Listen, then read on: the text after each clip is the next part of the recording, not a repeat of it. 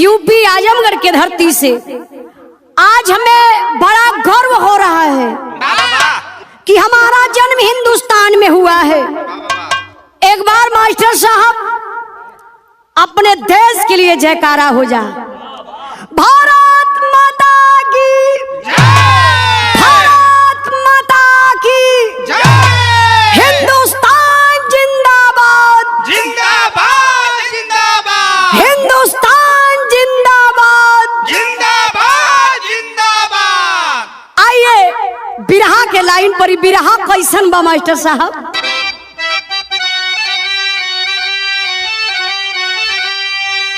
लब को लब ने जब लब से प्रभावित किया,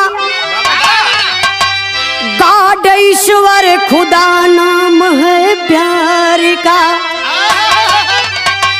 प्यार पावन पुनीता हसीता स्वरूपा, प्यार महसूस होता है गिरफ्तारी का।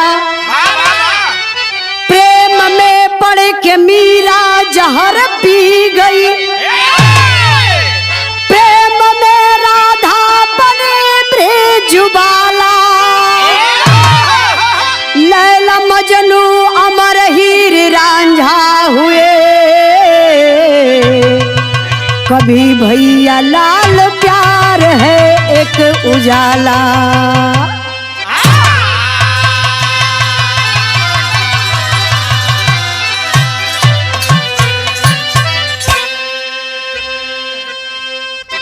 भैया प्यार के चलते ही हमारा देश भारत महान है। यहाँ इंसान की तो बातें छोड़िए, पक्ष पक्षी में भी प्यार चलता है। इसी से हमारा देश आज महान है। देखिए बूढ़ पुरनिया लोग कहा लगाओ में कि प्यार न जाने जात कुजात, भूख न जाने जूठा भात, नींद न जाने टूटी खाट। प्यार भैया कबो हो सकला, कौनो उम्र में हो सकला। प्यार का उम्र कौनो नहीं खेबा, लेकिन प्यार सही जगह से होके के चाहिए। कैसे मास्टर साहब, एक लाइन कव्वाली का टुकड़ा लगल बा।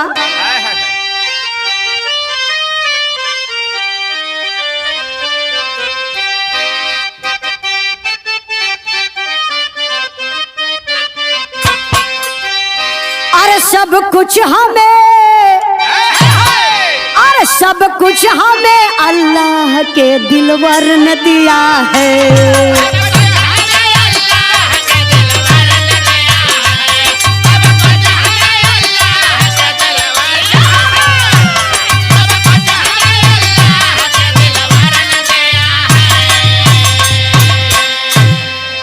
भाव पर गौर करी, कहना है क्या? अरे दिल में बसा जो, अरे दिल में बसा जो, दिल से दिलदार मिल गया।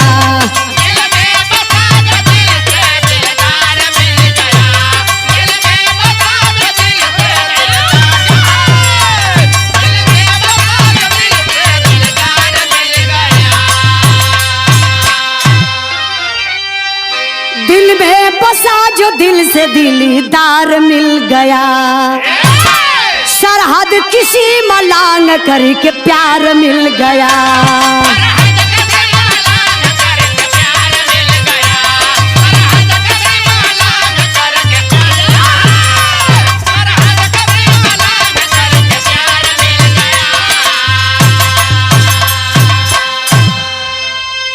ए बाबू, सोशल मीडिया आप लोगन से हम पहले ही बतौले ही ला, दो धारी तलवार बा। सोशल मीडिया से आज जो आप लोग प्यार करत है, कुछ प्यार तो सफल बा, लेकिन कुछ प्यार असफल हो जाता। आए प्यार में बड़ा जंग लेवे के पड़ेला। सबसे पहले घर से, परिवार से, समाज से, लेकिन हई प्यार देखाए भैया जवन दुई देश के परेशान करके रख दहलस। सब आज बड़ा कंफ्यूज बा। यह प्यार से पूरा सोशल मीडिया कंफ्यूज बा। कैसे मास्टर साहब, ई प्यार कहाँ से कैसे लिहल गल बा, आई तनी तो।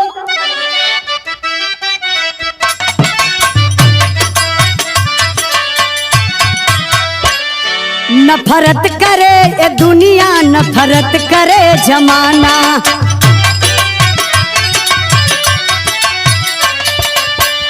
जिहाद दिल है जिसका प्यार को वो क्या जाना।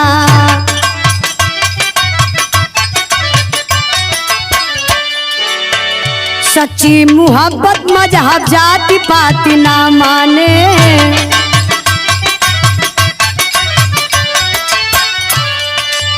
सीमा के पार सीमा प्यार को है पहचाने।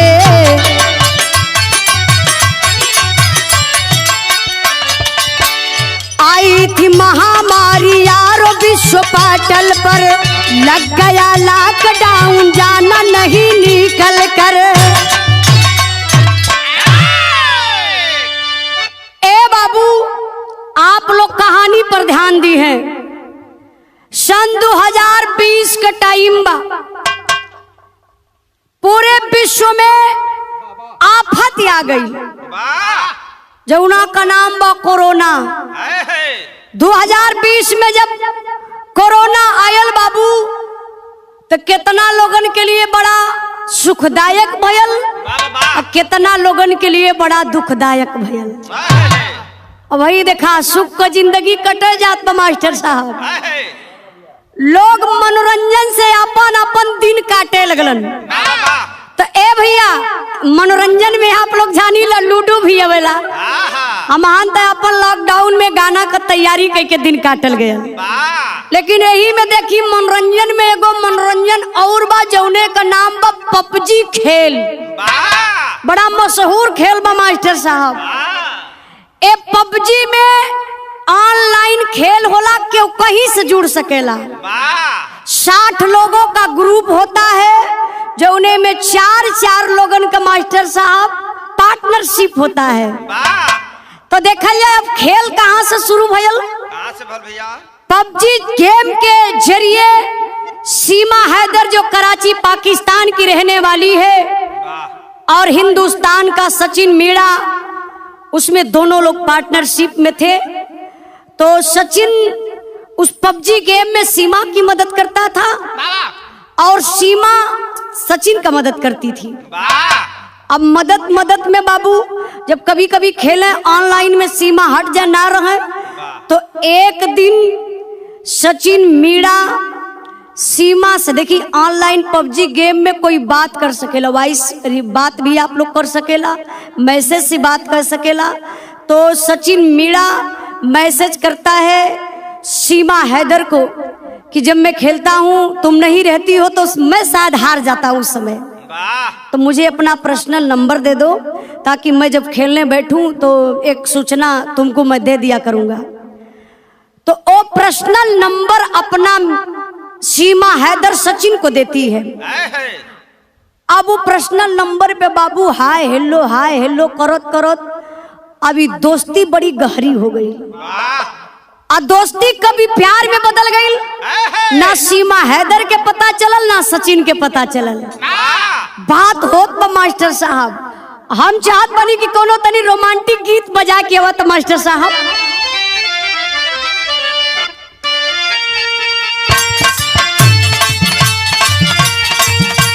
क्या बात है।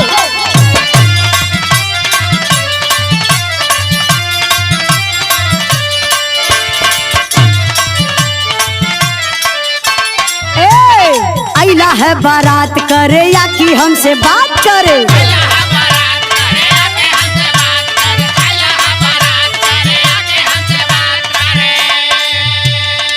आप लोग भाव पर गौर करिहन। कहना बका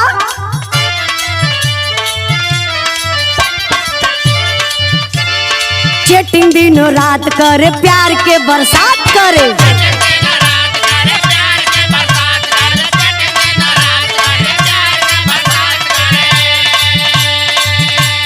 वीडियो मुलाकात करे, फेसबुक से बात करे,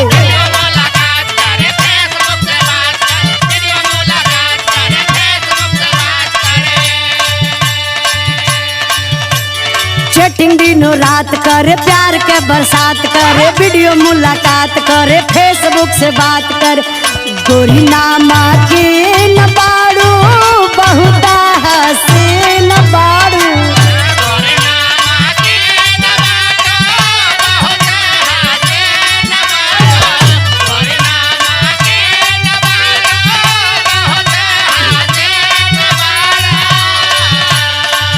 गोरी नामा के न बाड़ू बहुत हसीन बाड़ू। दिलवा चोरवलू हमर जान ए पाकिस्तान वाली।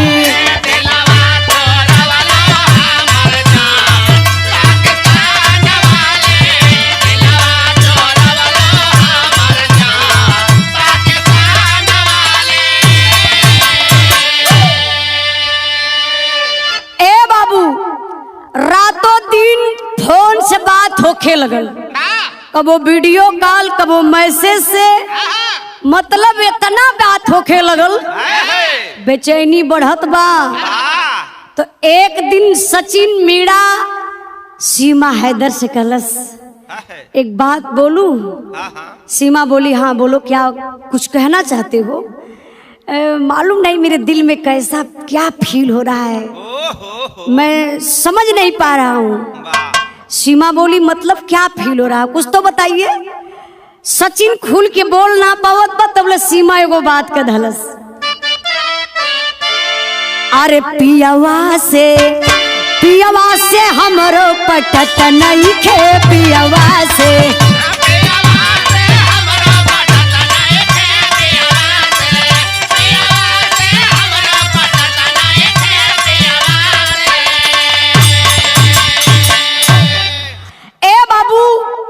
सीमा सचिन से कहलस कि आप कुछ कहना चाहते हैं, मैं बड़ी मजबूर हूँ, मेरे हस्बैंड से बिल्कुल जमती नहीं है, मेरे हस्बैंड मुझे बड़ा जलील करते हैं, मुझे मारते हैं, पीटते हैं, सताते हैं, मुझसे बात नहीं करते, मैं बड़ी परेशान हूँ। इतनी बात जब बाबू सचिन सुनलो तो सचिन के दिल में और जगह बन गई। सचिन खुल के प्यार करे लगल। देखा कक्षा 6 का लड़का BA का किताब पढ़े शुरू कर धलस। अच्छा पढ़त का बा कि अब प्यार मुझे करना है, लेकिन मुश्किल ई बा कि सीमा वह पार पाकिस्तान में सीमा और सचिन हिंदुस्तान में बा। आखिर प्यार होई कैसे? धीरे धीरे दिन बीतल बा ए बाबू। अभी सीमा का प्यार चरम सीमा पर चढ़ गया। सीमा कहती है मुझे दुनिया का सारा सुख मिल गया। सचिन जब से आप मुझसे बात करने लगे मेरी अच्छे से रात बीत जाती है, अच्छे से मेरा दिन कट जाता है। अब मुझे कुछ फील नहीं होता, नहीं तो पहले मैं बड़ा डिप्रेशन में रहती थी। इकुल बतिया बाबू जब सचिन सुनलन, ये सब बातें जब सचिन सुनता है तो करता है क्या मास्टर साहब, गीत बदल गई।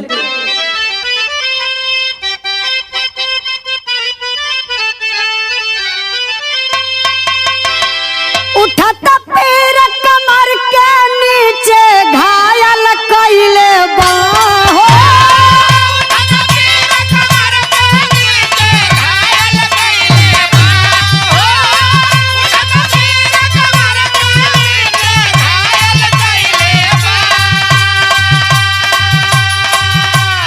इतना तर्ज रहा है मास्टर साहब, लेकिन आप लोग भाव पर गौर करी है। सचिन के अंदर की फीलिंग है, सचिन सोच रहा है और सीमा से फोन पर कह रहा है क्या, जाना तूफान उठेला दिल में मन कैसे अब मानी हो।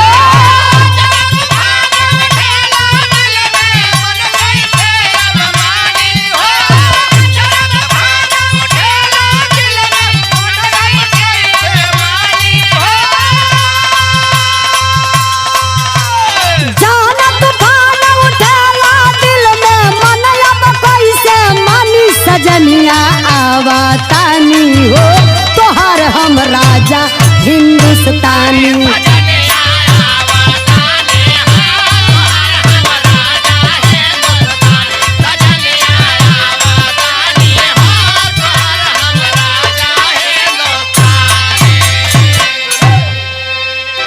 सचिन फोन पर सीमा हैदर से कहता है कि मेरी जान, अब मैं अकेले नहीं रह पा रहा हूँ, तुम्हारी याद सता रही है।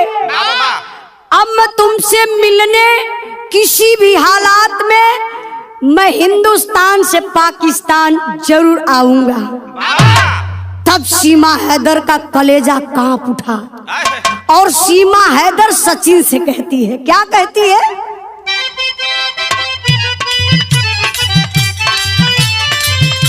नाना जान ऐसा न करिहा, बतियाली हा मानी हो।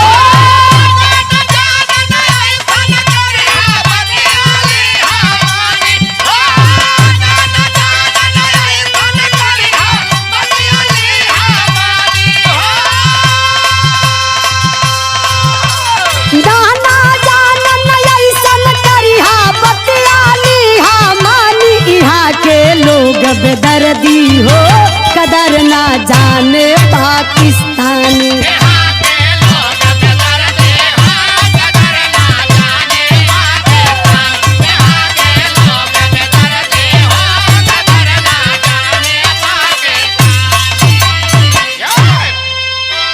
बेजा पासपोर्ट लहली सीमा बनवाई।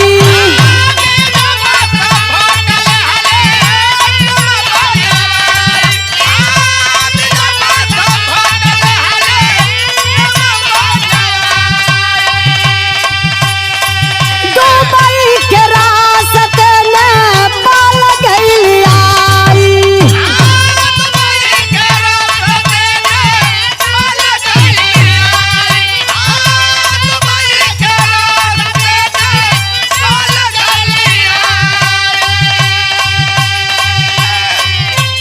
भइल मिलनवा झूमेल मनवा, चाहके लगल जवानी हो।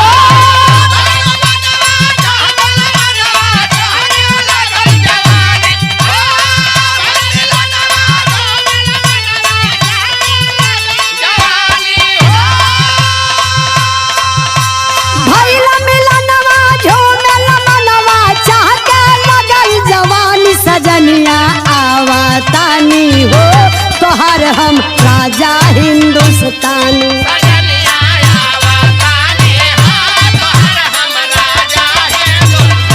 सजनिया आवतानी हो, तोहर हम राजा हिंदुस्तानी।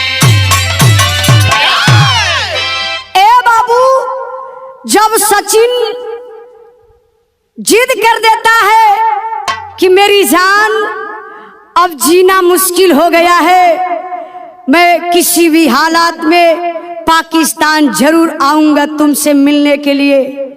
सीमा बोली, अरे सचिन तुम पागल हो गए हो, ए हिंदुस्तान नहीं है, ए पाकिस्तान है। सचिन तुम्हारा आना खतरे से खाली नहीं है। तुमको मालूम होगा सचिन, भारत का रहने वाला निर्दोष व्यक्ति सर्वजीत के साथ कैसे क्या हुआ तुमको पता है? और सुनो सचिन,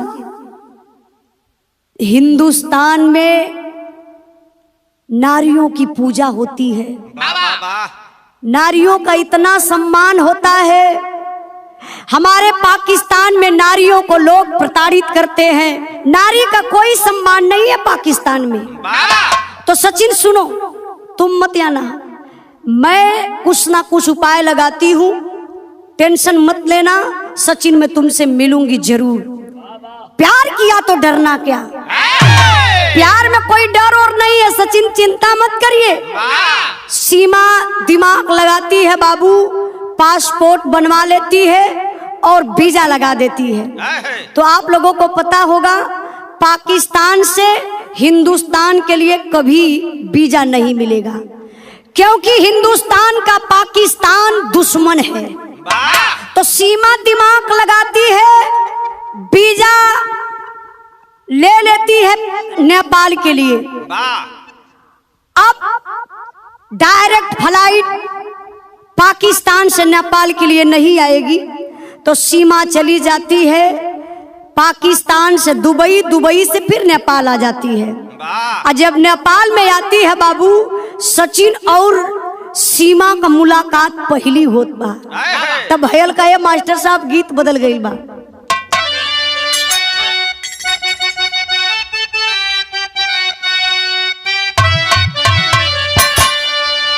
हमार पाए जे बरा जहीरा जरादा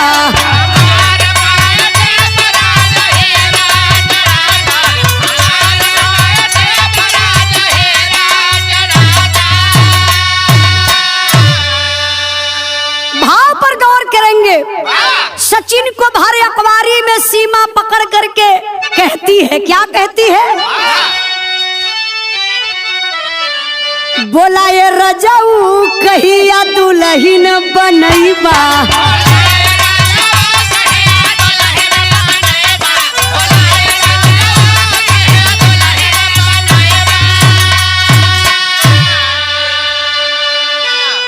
यार मंगिया में हमारे सनुरा सजैबा। बोला ये रजाऊ कहिया दुल्हन बनैबा। क्या बात है?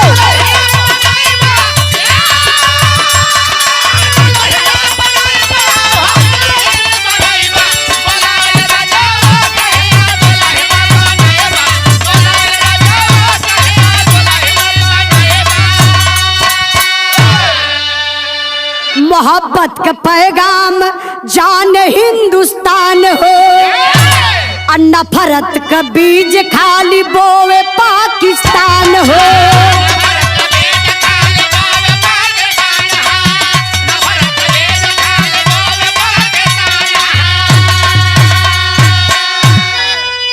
यार कहिया मंगलसूत्र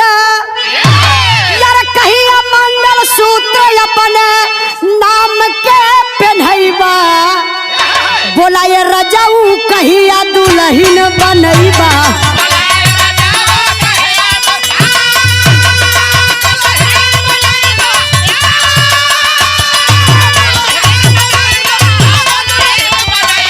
बोला ये रजाऊ कहिया दुल्हन बनैबा।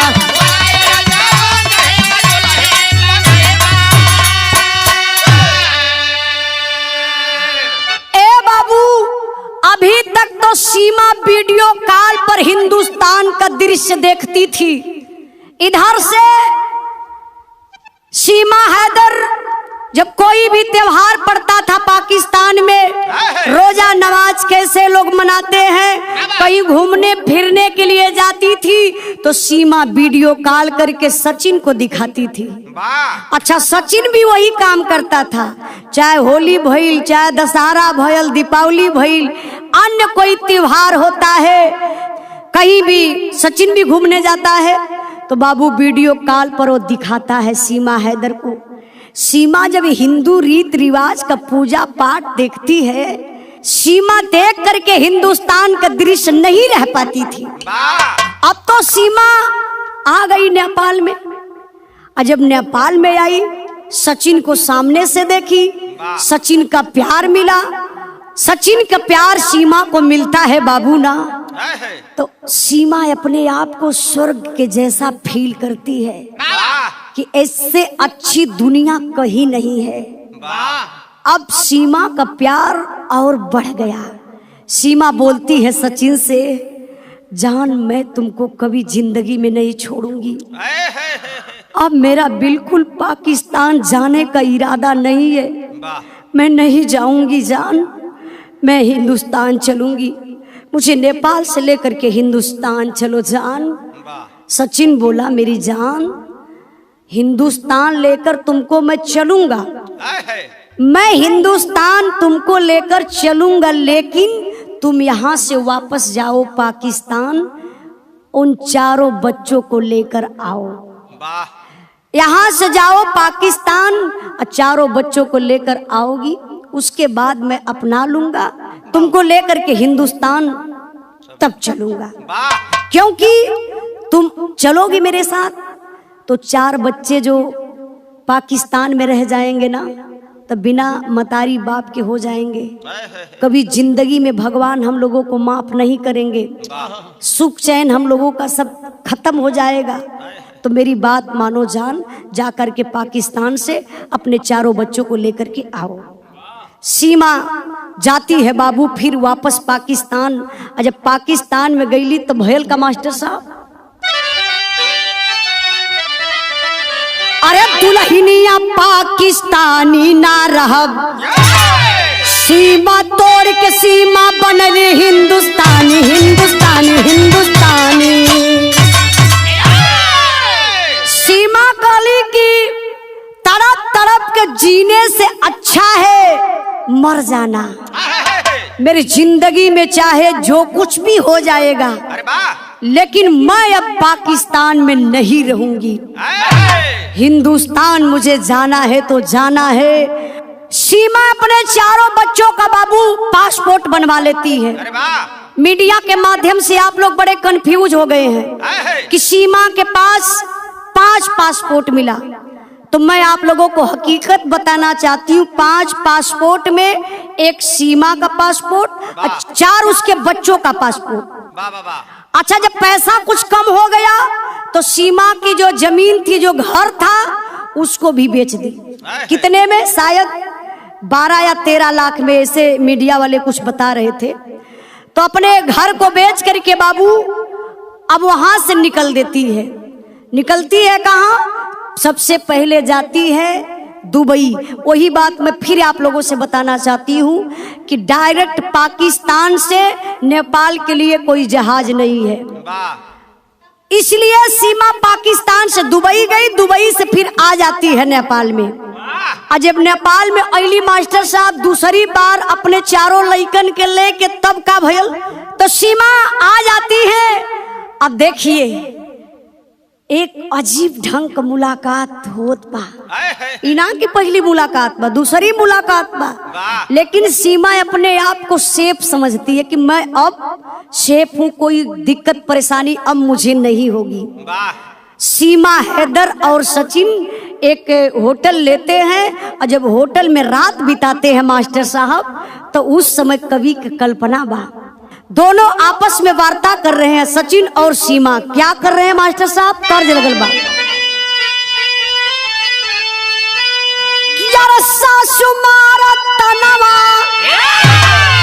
यार सासु मारा तनवा, ननदिया मारा तनवा रे तनवा, हई हो मारना रे तनवा, हई हो मारना, हमारे आगे कह बिटनी रे तनवा, हई हो मारना।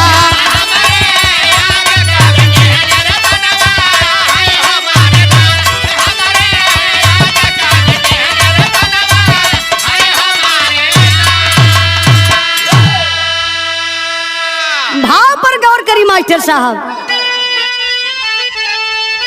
यार होटल तारा मनावा भइला, यार होटल तारा मनावा भइला, रतिया का मिलनवा रे मनवा झूम लागला रे मनवा झूम लागला, बरसे घेरी के सवनवा रे मनवा झूम लागला।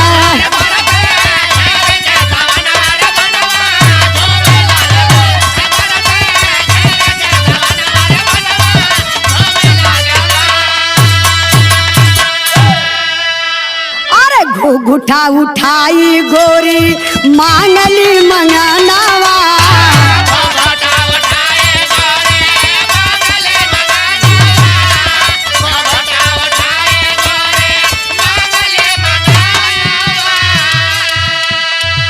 कबहू न छोड़बा कसम खाइला सजनावा,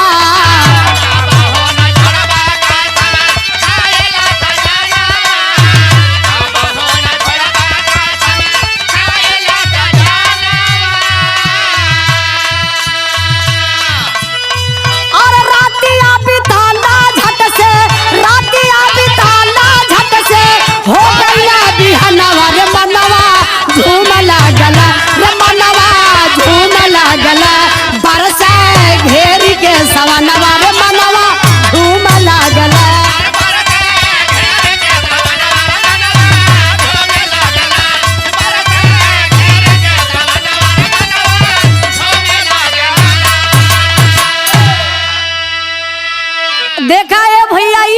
कैसन बियाह बा। रात भर सीमा हैदर और सचिन होटल में बितौलन और सुबह में पशुपतिनाथ मंदिर में जाकर के बाबू शादी सीमा हैदर और सचिन कर लेते हैं। ओकरे बाद शाम को वही होटल में आए के हनीमून मनावे लगल। हनीमून मनावे जैसे आप लोग जानेला, शादी भइला के बाद केहू मास्टर साहब नेपाल चल जाला, केहू दुबई चल जाला, केहू कलकत्ता चल जाई, केहू बम्बई चल जाई। लेकिन सीमा हैदर और सचिन तो नेपाले में शादी करत हुआ। अब देखे शादी कैले के बाद सीमा हैदर और सचिन फिर पुनः उसी जगह उसी होटल में बाबू सुहाग रात मना लेते हैं। अब आप लोग कहवा कि ई कैसे सुहाग रात, जो उनकी कई बार का मिल चुकल हो फिर भी सुहाग रात, लेकिन अंदर से फीलिंग ई होत बा कि अब हमान का शादी हो गई, अब ई सुहाग रात मनावल गल। अब बाबू धीरे धीरे सुबेर भयल। ए बाबू जब सुबह भइल न तो देखा हो सीमा हैदर सिंगार करत बाड़ी, ससुरे चले का तैयारी करत बाड़ी। अच्छा सिंगार कैसे करत बाड़ी मास्टर साहब, बड़ी बिजोड़ लाइन कवि जी लिखत हम।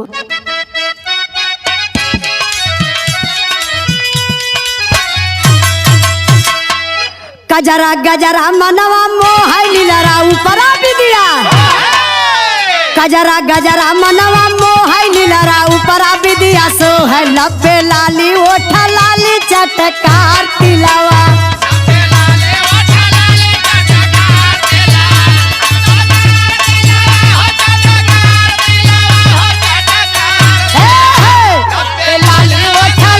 चटकार तिलावा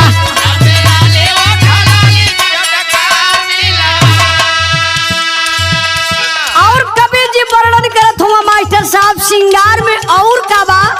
झुनझुन बाजैले पैजनिया लपके कमर कर, झुनझुन बाजैले पैजनिया लपके कमर कर, धनिया धनिया पहिनी नथुनिया ना संभार दिलावा।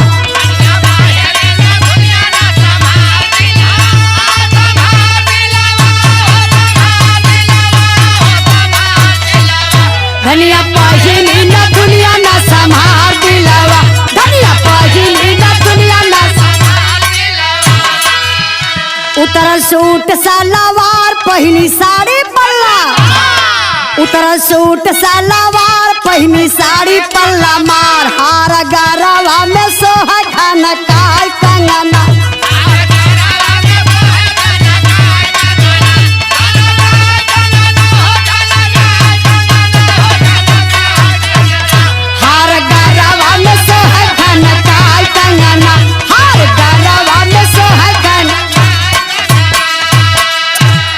खूबसूरत हसीना लागे लगली कट, सीमा खूबसूरत हसीना लागे लगली कटरीना, बिना लइकन का मतारी वो जना अंजना।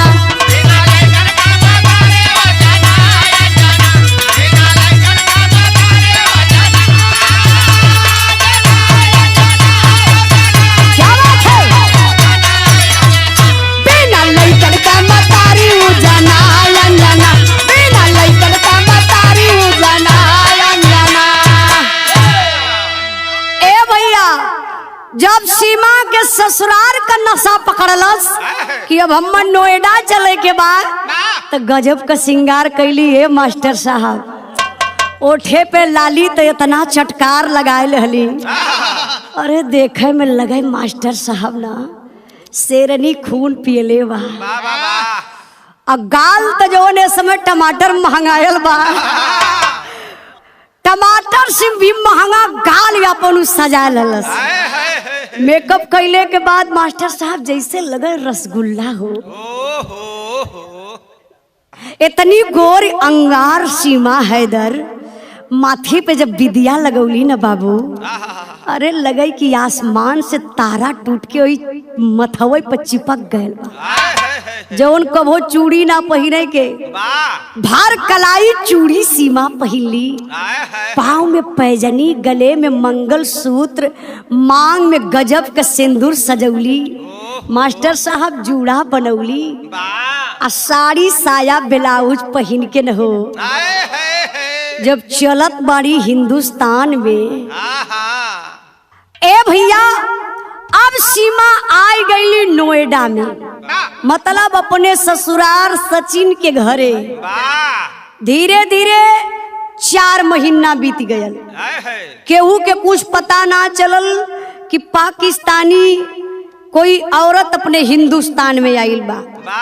देखिए जब 4 महीना बीत गयल तो एक दिन सीमा हैदर अपने पति, देखा ये पति हो गई ना सचिन, सीमा कली की अब एक काम करिए, बच्चों का एडमिशन करवा दीजिए, नहीं तो बच्चों का भविष्य बिगड़ जाएगा। तो आप लोग जानते हैं बाबू, जब स्कूल में किसी का नाम लिखवाया जाता है तो बायोडाटा की जरूरत पड़ती है, जन्म तिथि, जन्म प्रमाण पत्र, तमाम मतलब तमाम डॉक्यूमेंट का होना बहुत जरूरी है। अब यह समस्या खड़ी हो गई कि एडमिशन चारों बच्चों का होगा कैसे। सचिन बोला कि अब हम लोग कोर्ट मैरिज कर लेते हैं, और जब कोर्ट मैरिज कर लेंगे तो सारी समस्या दूर हो जाएगी, आराम से बच्चों का नाम हम डलवा देंगे स्कूल में, हम लोगों की जिंदगी आराम से कटेगी। ए बाबू, सीमा हैदर और सचिन चल गए वकील साहब की यहाँ। अब देखे बाबू, सीमा हैदर और सचिन जब वकील साहब के पास जाते हैं तो वकील साहब से सचिन सारी बात बता देता है, साहब मैं हिंदुस्तानी सचिन मीणा और ये हमारी पत्नी है, ये पाकिस्तानी है सीमा हैदर। अरे बाप रे बप्पा, जब वकील साहब देखल है तो वकील साहब का मुहवा बवाए गए। वकील साहब बोले, अरे साला ये हाथी के लगे चूहा आवत है, इतना उम्र बीत गई हमार, आज तक वकालत में ऐसा केस कभो देखे के मिलबे न कल। वकील साहब सचिन से कहले, का ए बाबू, हिंदुस्तान में तो के लड़कियां ना मिलली, सीधे पाकिस्तान चल गईला। सचिन के बात कुछ ना आवत बा। वकील साहब कहला, वाह भाई वाह, तू तो कमाल कर दिया सचिन। और वकील साहब भी सोचा लगलन कि अगर हम कोर्ट मैरिज करवा देते ला तो शायद हमके भी हथकड़ी लग सकेले। मैटर तो दूसरा है, यहाँ तो मैटर बहुत गंभीर है। वकील साहब फोन करके बाबू प्रशासन के खबर दे दलन, और जब प्रशासन वाले अइलन तो सीमा हैदर के और सचिन के मम्मी पापा के ले जाके जेल में बंद कर डालन। अच्छा काहे बदे? सीमा बिना पासपोर्ट बिना वीजा का हिंदुस्तान में प्रवेश कर गई थी। आप लोग भी जानते हैं बाबू, किसी भी दूसरे देश में बिना पासपोर्ट बिना वीजा का जाना कानूनी अपराध है। अब हाथ में हथकड़ी लगा करके बाबू सीमा हैदर और सचिन के मम्मी पापा को ले जा करके जेल में बंद कर देते हैं। ए बाबू, कुछ दिन के बाद सीमा हैदर और सचिन के मम्मी पापा बेल पर रिहा हो जाते हैं, जेल से बाहर हो जाते हैं। अब एक खबर बाबू मीडिया वालों को पता चल गई कि पाकिस्तान से 4 बच्चों को लेकर के बिना वीजा पासपोर्ट की ये महिला हिंदुस्तान में प्रवेश कैसे कर गई। मीडिया में बाबू, मीडिया वाले चिल्लाए शुरू कैलन। अब मीडिया के माध्यम से एक खबर पाकिस्तान पहुंच जाती है, और जब पाकिस्तान में खबर पहुंचती है तो सीमा हैदर का पति, जिसका नाम बताया गया गुलाम हैदर, जो इस समय वर्तमान में दुबई में है, वहां जब सीमा हैदर के पति गुलाम हैदर को पता चलता है कि मेरी बीबी मेरे 4 बच्चों को लेकर के हिंदुस्तान में चली गई। ए बाबू, गुलाम हैदर वीडियो के माध्यम से क्लिप बनाता है और उसमें रिक्वेस्ट करता, हाथ जोड़ करके, भारत के प्रधानमंत्री से मैं निवेदन करता हूं कि मेरे 4 बच्चे और मेरी बीबी सीमा हैदर को वापस पाकिस्तान भेज दिया जाए। अच्छा, ये सवाल खड़ा होता है, अभी 4 महीने तक गुलाम हैदर कहाँ था? बीबी घर से चली गई, गुलाम हैदर को पता नहीं चला, तो कहीं ना कहीं गुलाम हैदर अपनी बीबी को सताता था। गुलाम हैदर अपनी बीबी से बात नहीं करता था। तब तो उसको मीडिया के माध्यम से पता चला ना, मेरी बीबी पाकिस्तान से हिंदुस्तान में चली गई। मीडिया में अगर ये बात नहीं जाती तो शायद गुलाम हैदर अपने बीबी बच्चों को जिंदगी में कभी नहीं खोजता। यही है सवाल। लेकिन अब एक खबर धीरे धीरे पूरे विश्व में फैल गई। पाकिस्तान के कुछ पापी दुष्ट आतंकवादी जो एक वीडियो के माध्यम से हमारे हिंदुस्तान को धमकाते हैं। इस बात को जब हिंदुस्तान के लोग सुनते हैं तो आग बबूला हो जाते हैं। क्यों? सीमा को कोई जबरी थोड़ी न लाया है, सीमा को कोई किडनैप थोड़ी न किया है, सीमा को कोई बंदी बना के थोड़ी न रखा है। सीमा आजाद पंछी बन के हिंदुस्तान में है, मीडिया वालों से बात करती है, इंस्टाग्राम पर रील बनाती है, अच्छे से डांस करती है, मौज मस्ती में गाना गाती है। अगर कहीं यही इसी प्यार में सीमा हैदर के चलते अगर हमारे हिंदुस्तान का वो बेटा सचिन पाकिस्तान में चला गया होता ना, तो शायद अभी तक वो जिंदा नहीं रहता। यही बात है कि हमारे हिंदुस्तान में कितने महान लोग हैं। हमारा भारत महान देश है। हमारे हिंदुस्तान के जवान ललकार करके उन आतंकवादियों को जवाब देते हैं। क्या मास्टर साहब?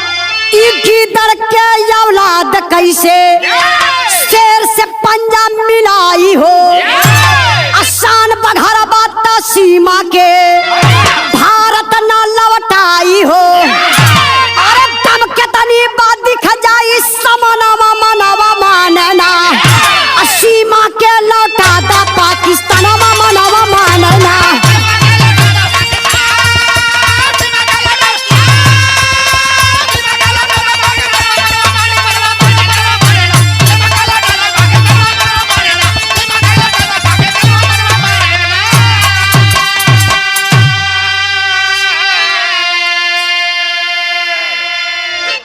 सबसे पहले हमारे भारत के लोग कहते हैं पाकिस्तान के उन पापी आतंकवादियों से जो धमकाने का काम करते हैं, हिंदुस्तान पर हमेशा हमला बोलने का काम करते हैं। सबसे पहले अपने देश की अर्थव्यवस्था संभालो। जहां लोग भूखे मर रहे हैं, जहां नारियों का सम्मान नहीं है। अब क्या कमी हुई सीमा हैदर को जो तुम्हारे पाकिस्तान को छोड़ करके हमारे हिंदुस्तान में चली आई? कुछ तो कमी होगी।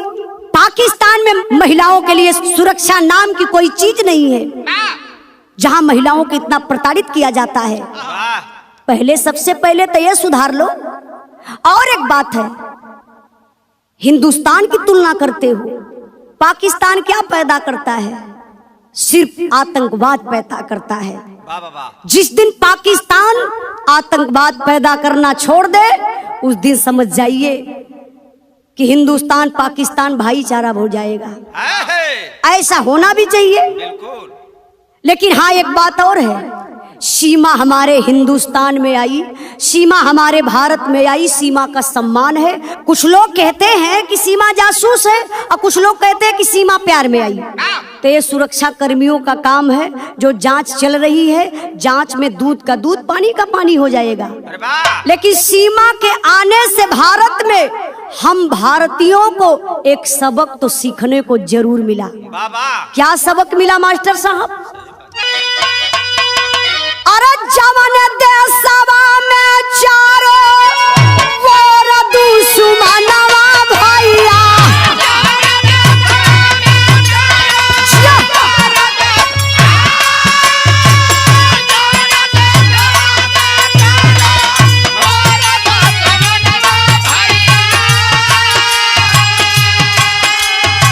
सुरक्षा का बागर खोखला कर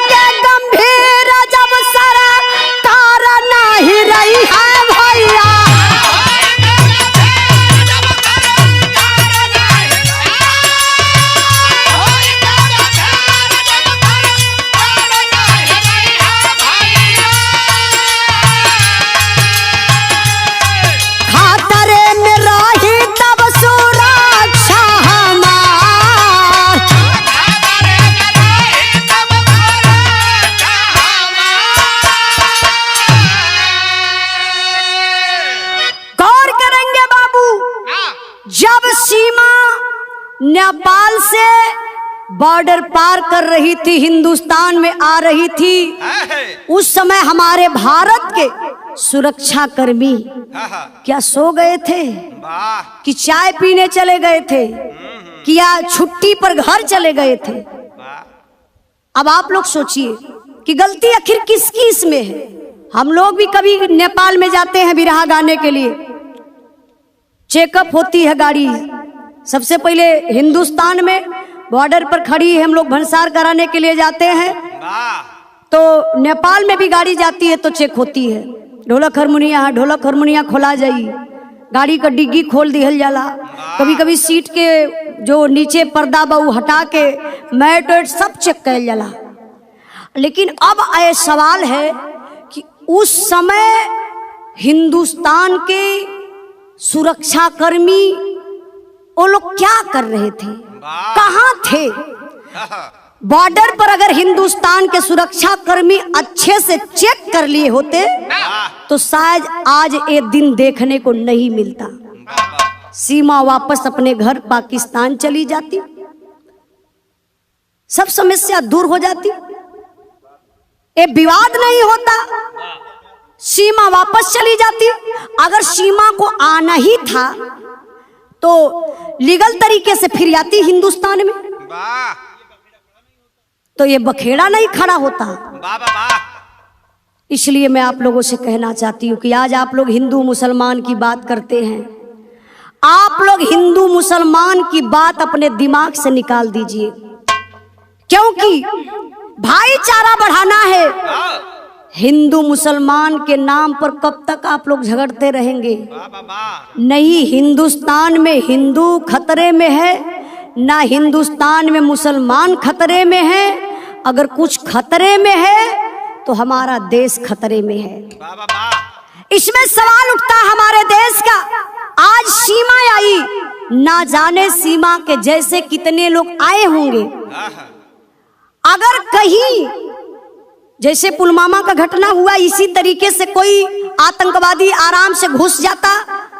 आज देखिए सवाल आज इस देश के सुरक्षा पर खड़ा होता है। आज सीमा इतने आसानी से हिंदुस्तान में प्रवेश कर गई। अगर कहीं इसी तरीके से आईएसआई के आतंकवादी एजेंट अगर कहीं बम लेकर के घुस जाता हमारे हिंदुस्तान में इतने आसानी से, तो 4 महीने में हमने तो हिंदुस्तान को खोखला बना दिया होता, धुआं धुआं कर दिया होता। कहाँ हमारे सुरक्षा कर्मी के लोग सोए हैं? जाग जाइए आप लोग। अगर नहीं जागेंगे तो समझ जाइएगा बाबू कि खतरे से खाली नहीं है हिंदुस्तान।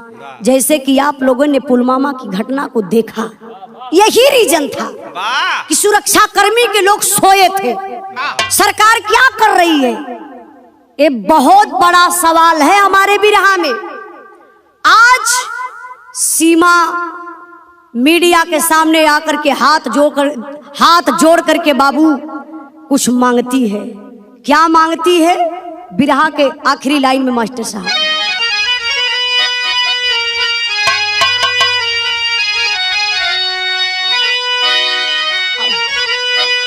अरे बहू बना के भारत का हम क्या अपनाया जाए हो सरकार, अधिकार मोर दिलाया जाए हो सरकार।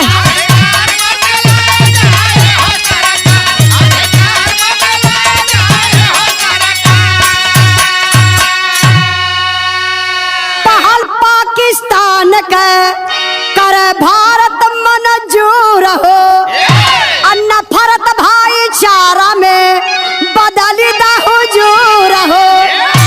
अरे सीमा पार सीमा का संदेश सुनाया जाए हो सरकार, अधिकार मोर दिलाया जाए हो सरकार।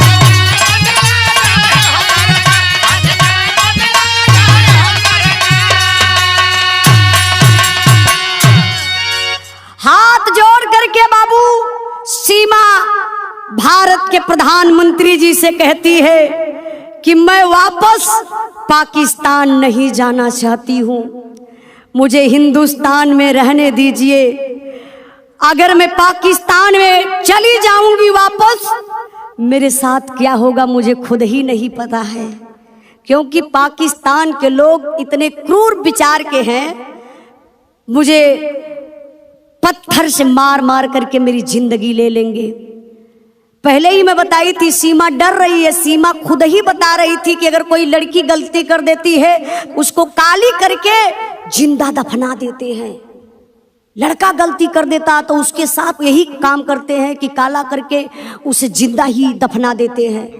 बेचारी डर रही है सीमा, मैं पाकिस्तान वापस नहीं जाऊंगी, मर जाऊंगी हिंदुस्तान में मुझे मंजूर है, लेकिन पाकिस्तान मुझे मंजूर नहीं है। पाकिस्तान के लोगों से इतना घृणा उस महिला को हो गई। आज लोग जासूस कर रहे हैं, कह रहे हैं, आज आप लोग जासूस की बात कर रहे हैं, तो हो सकता है कि सीमा जासूस हो। सुरक्षा कर्मी का काम है, जांच चल रही है। अब जांच में क्या होगा वो आगे आप लोगों को पता चलेगा। आप लोग भी बताइएगा, सीमा हिंदुस्तान में सीमा को नागरिकता मिलनी चाहिए या नहीं मिलनी चाहिए? आप लोग कमेंट बॉक्स में जरूर बताइएगा, क्योंकि सबसे बड़ा जज आप लोग हैं। सीमा एक बात और कहती है, क्या मास्टर साहब?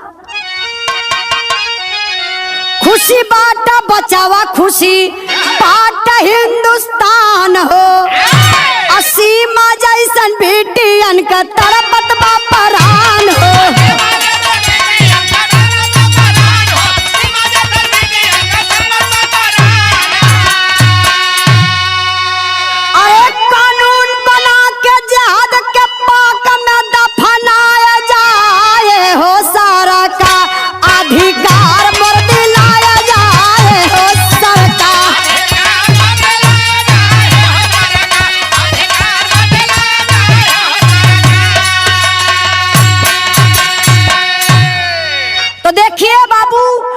सीमा हाथ जोड़ करके एक बात और कहती है कि मेरे बच्चे जो कभी पाकिस्तान में प्यार नहीं पाए थे, आज हिंदुस्तान में प्यार मिल रहा है।